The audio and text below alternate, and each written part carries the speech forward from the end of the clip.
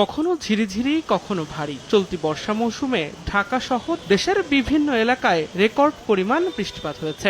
সবচেয়ে বেশি বৃষ্টি ঝরেছে দেশের দক্ষিণ পূর্বাঞ্চলে। তবে এত বৃষ্টির পরও কমেনি গরমের তীব্রতা। ভ্যাপসা গরমে অতিষ্ঠ জনজীবন।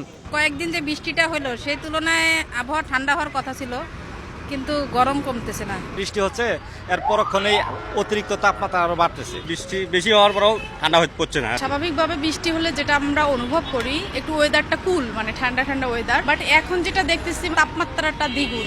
গরমের কারণ হিসেবে মৌসুমী বৃষ্টির বিশেষ বৈশিষ্ট্যের কথা জানান আবহাওয়াবিদ। বলেন, জুন থেকে সেপ্টেম্বরে দেশে উষ্ণ বৃষ্টি হয়। এই সময়ে বাতাসে জলীয় বাষ্পের আধিক্য থাকায় বাড়ে আর্দ্রতা, যার কারণে অধিক বৃষ্টির পরও কমে না গরমের তীব্রতা।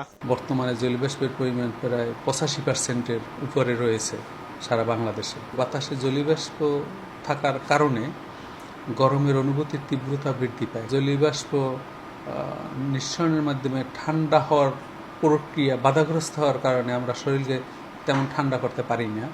ফলে আমরা ঘেমে যাই এবং আমাদের খুব স্যাঁতসেঁতে লাগে এবং গরমের অনুভূতির তীব্রতা বৃদ্ধি পায়।